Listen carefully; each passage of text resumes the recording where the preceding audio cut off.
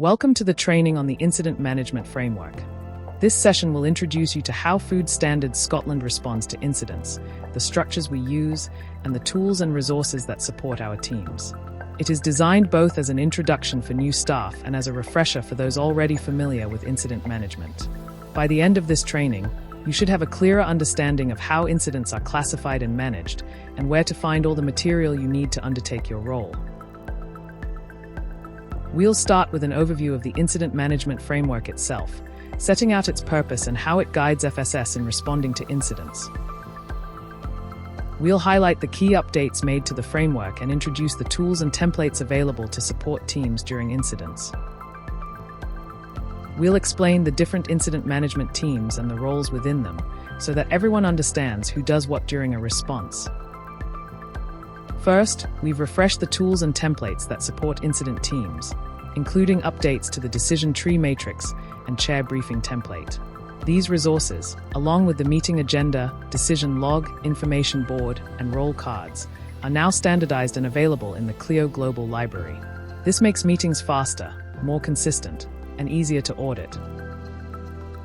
Second, we've updated some of the roles and responsibilities within incident management. The incident manager's role has been broadened, now supporting both the OIT and SIT chairs. We've also confirmed primary and secondary cover for key posts, ensuring teams can continue to run smoothly, even when staff change during a response. Third, lessons learned are now captured more systematically. The IMF now aligns with the Scottish Government's debriefing and lessons protocol. All insights are recorded in the lessons learned log, so improvements are embedded and good practice shared across future responses. Finally, governance has been strengthened. Any significant changes to FSS's structure or processes will now be reviewed through the Strategy Forum, ensuring the framework stays current, accountable, and effective.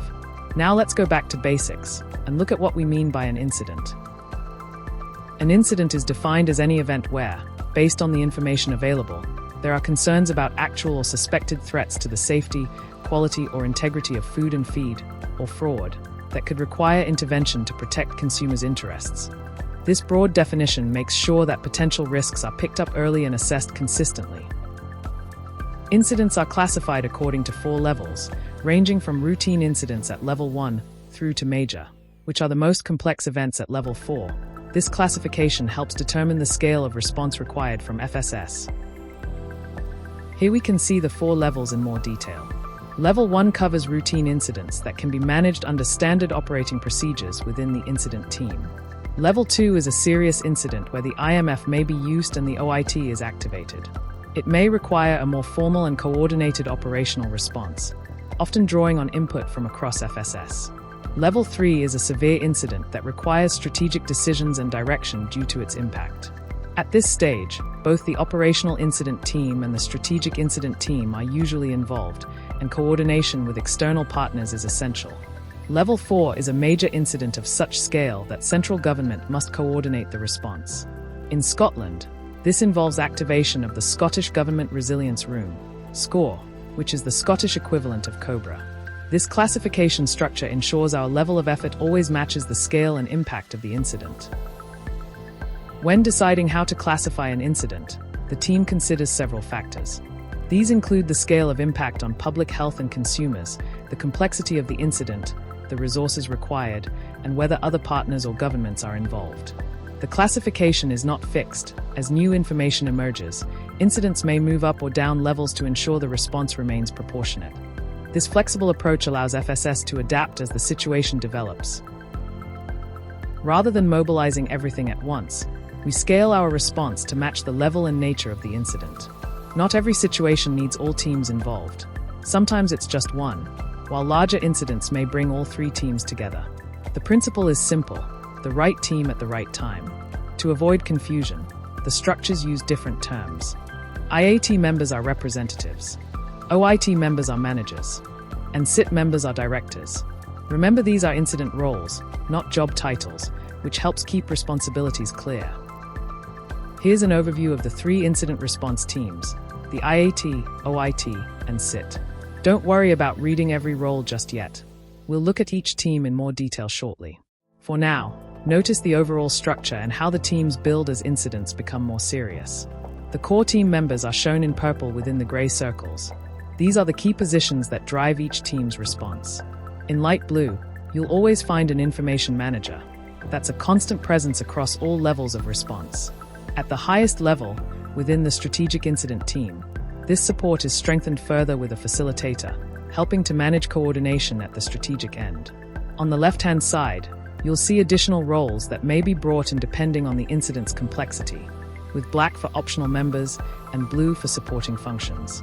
This visual shows the familiarity and structure across all three teams, and how our response expands as an incident becomes more severe. The Incident Assessment Team, or IAT, is only formed when it's needed. That's usually when there's uncertainty, or when multi-agency coordination is required. It's chaired by the incident manager, who plays a key role in those early stages of assessing the situation. The IAT has two distinct purposes. When FSS is leading an incident, the IAT's role is to assess the level of risk, classify the incident using the information available, and advise whether the operational incident team should be activated. Even if no further response is required, that decision is still formally recorded in CLIO, our central incident management system. When FSS is supporting a joint response, for example, where the Food Standards Agency leads on food chain investigations, the IAT provides a forum for FSS staff to discuss and agree our position. That position can then be fed back into the FSA meeting or to a wider multi-agency meeting. The Operational Incident Team, or OIT, is activated for Level 2 incidents and above. It's led by the head of the Scottish Food Crime and Incidents Unit, who acts as the chair. The OIT manages the tactical response. That means things like tracing supply chains, organizing product sampling and testing, managing communications inside FSS, and working with external partners. The team can also bring in experts or other agencies if extra support is needed. If the incident escalates to Level 3 or higher, the OIT chair takes on a new role as the incident director and continues to work closely with the incident manager to steer the response. The Strategic Incident Team, or SIT, is activated for Level 3 and Level 4 incidents. These are the most serious, or those with the widest impact. The SIT provides strategic oversight, setting the overall direction of the response. Their responsibilities include managing communications and messaging, leading on political and stakeholder engagement, considering legal implications, and planning for long-term recovery. The team also defines overarching goals using the objectives board, while monitoring emerging risks and reputational impacts. The SIT supports the tactical work of OIT, and also authorizes key actions and ensures ministers are kept informed throughout. Both the OIT chair and the incident manager attend SIT meetings to provide operational context and direct liaison. The incident management framework sets out clear roles for each member of the response teams. This ensures everyone knows their responsibilities and that there is always primary and secondary cover in place. Role cards provide quick reference guides for each position, helping staff to step into a role confidently when called upon. A range of tools are available to support incident teams in working effectively. These include structured meeting agendas, decision logs, and information boards that capture the critical information needed to make decisions. Each tool is designed to provide consistency, save time, and ensure our actions are well documented. Alongside roles and tools, staff also have access to guidance. This includes the incident management framework itself, the operational and strategic incident team plans, and supporting documents, all available through the Key Materials document in the CLIO Global Library. These resources provide detail on processes and decision-making, helping staff understand not just what to do, but how and why. Now let's look at some of these tools in more detail, starting with the risk assessment model. Let's talk about something central to how we respond to incidents: risk analysis. This process helps us answer three simple questions. What's the risk? What should we do about it? And how do we explain it clearly? Risk assessment. What's the problem? We start by identifying and understanding the problem through two types of assessment. First, scientific risk assessment. This looks at the actual hazard. Is there a contaminant or pathogen? And what's the health risk? The science manager in the OIT, or the science director in the SIT, leads this work. It's vital when the risk depends on the food type, shelf life, or the complexity of the supply chain. Second, wider risk assessment. This looks at the bigger picture: political risk, reputational impact, regulatory or commercial pressure. At level 2, the OIT considers these factors. At level 3 and above, the SIT also contributes. Risk management. What can we do about it? Once the risk is understood, we consider how best to manage it. The aim is proportionality, avoiding both underreaction and overreaction.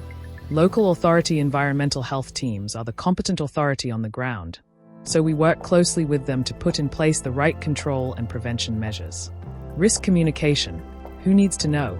Finally, we communicate clearly, both inside and outside the organization. Our incident communications plan guides the team on what to say, how to say it, and when. This ensures staff, stakeholders, and, when appropriate, the public are kept informed. Summary. So in short, we assess, we manage, and we communicate. That's how risk analysis helps us protect public health in a calm, clear, and proportionate way. At the heart of every decision we take is the protection of public health and consumers' interests regarding food and feed. Everything in this model is designed to make sure that this key principle is maintained. The process begins by gathering information and intelligence. This includes incident reports, surveillance data, and updates from partners. The aim is to build as complete a picture as possible before decisions are made. Next, the risk is assessed. This involves both scientific risk assessment and wider considerations, such as operational impacts, enforcement challenges, and public concern. Together, these assessments give a balanced view of the situation. The next stage is to consider the powers available and develop risk management options. This may involve regulatory advice, enforcement activity, or wider operational actions. Options are shaped with input from enforcement managers, regulatory colleagues, and delivery teams to make sure they are proportionate, practical, and legally robust. Once options have been developed, the operational incident team identifies the most appropriate plan. This means weighing up the risk, the benefits, and the proportionality of each option, and agreeing the way forward. The team continues to review the situation throughout, making sure the plan remains proportionate as new information comes in. At this stage, the operational incident team chair makes the formal risk management decision. This provides clear accountability and ensures that the agreed response has the authority needed to be put into action. The decision is based on all the evidence and options considered so far, with the central aim of protecting public health and consumers' interests. When an incident is classified at level 2 or above, the non-routine response is activated. This involves bringing together the operational or strategic incident teams, setting up facilities and systems, and confirming the battle rhythm for meetings. Information management processes are established so that intelligence, decisions, and actions are properly recorded and shared. Communications and briefings are arranged to make sure all partners are kept aligned. These steps ensure the response is structured, coordinated, and proportionate to the scale of the incident. Once the non-routine response is activated, the incident teams agree on a battle rhythm. This sets the schedule of meetings. For example, operational incident team meetings in the morning and strategic incident team meetings later in the day. The rhythm ensures that information flows smoothly, decisions are made in good time, and updates can be shared across all levels of the response. Having a clear rhythm avoids duplication, prevents delays, and gives staff certainty about when issues will be picked up and managed as part of the process. This is the meeting agenda template used during operational and strategic incident team meetings. It gives a clear order of business, starting with roll call, introductions, and a situation update from the incident manager. The agenda then moves on to reviewing previous actions, confirming objectives, and taking updates from key roles like science, regulatory, communications, and enforcement. It also covers risk communications, issues and actions, and any decisions taken, all of which are recorded for accountability. The agenda prompts a review of incident classification, checks the impact on business as usual, and captures any lessons learned. Every meeting closes by confirming next steps and agreeing the date of the next session. Using this template makes sure meetings are consistent, comprehensive, and focused, even under pressure. Another vital tool is the decision log. It's managed by the information manager and uploaded to Clio after every meeting.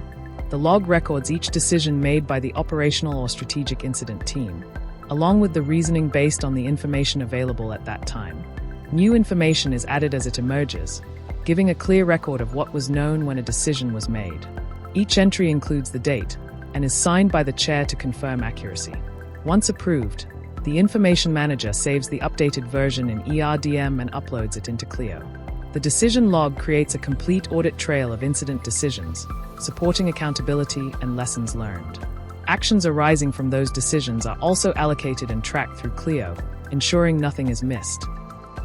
The information board is used to capture and display the key facts during an incident. In a physical incident room, it should be shown on a wall or screen, and when working remotely, it must be uploaded into Clio. The facilitator records the essentials: what we know about the situation, what risk communications have been issued, what assumptions are being made, and what information is still missing. The board is referred to throughout meetings by the chair, keeping the team focused on objectives and grounding decisions in the best available evidence. This tool helps prevent duplication, challenges untested assumptions, and keeps the response clear, evidence-based, and aligned. This is the FSS Critical Response Roles list, available in ERDM. It sets out who is named against each key role, with primary, secondary, and reserve cover in place. The list is reviewed and updated quarterly to make sure it stays current. If your name appears here, you should make yourself familiar with the responsibilities linked to your role. Now let's look at how those responsibilities are captured in practice, using the Communications Manager role card as an example. Each role card sets out the main responsibilities for a specific position, in this case, the Communications Manager. Role cards also highlight the support available and provide prompts to help staff carry out their duties effectively under pressure. All role cards and supporting guidance are available in the Clio library under the Key Reference Material section, which we'll look at later in this video. These resources give staff confidence, ensure consistency across different teams, and reduce the risk of critical tasks being overlooked. All of these tools and documents are supported by Clio, our incident management system. Agendas, decision logs, information boards, and role cards are all uploaded into Clio, creating a single reference point for teams. This means everyone can access the most up-to-date information, whether they are in the incident room or working remotely. Clio also provides a permanent record of our response, which supports transparency, audit, and lessons learned. Together, these tools, and keeping Clio updated, makes sure teams are always working from a common operating picture. We've now looked at the full range of tools and systems that support our response, from meeting agendas through to updating Clio. But every incident must also come to a formal close. The next step is to understand how stand down is declared, and how debriefs and lessons learned help us improve for the future. After stand down, a debrief is carried out with everyone involved in the response. A hot debrief takes place straight after the incident while details are still fresh, giving staff a chance to share what worked well and the challenges they faced. A more structured debrief may follow later, capturing further reflections and supporting continuous improvement. Lessons identified through debriefs are captured in the Lessons Learned log, held in ERDM and Clio. This record acts as a reference for future incidents, making sure improvements are embedded and good practice is shared. The log is reviewed regularly, feeding into training, exercises, and updates to the incident management framework. This closes the loop. Every incident strengthens our ability to respond to the next. Finally, to support your learning and practice, all key resources are now brought together in one place. A single key materials document is available in the Clio Global Library. This provides direct access to the Incident Management Framework, the e-learning course Introduction to Food and Feed Incidents, and other supporting tools and guidance. Please take time to review this document. It's designed to give you everything you need in one reference point, helping ensure a consistent and confident response. That's us at the end of this familiarization training on the Incident Management Framework. We've covered how incidents are classified, how our teams scale their response, and the tools and templates that support us. The framework works best when each of us understands our part, whether that's as a representative in the IAT, a manager in the OIT, or a director in the SIT. Everything you've seen today, from role cards and the critical roles list to the guidance documents, it's all available in the Key Materials document, held in the Clio Global Library. Take a few minutes to look it over when you can. The more familiar you are now, the more confident you'll be if called on during a response. Thanks for taking the time to complete this session. With your support, FSS can continue to respond consistently, confidently, and effectively, no matter what comes our way.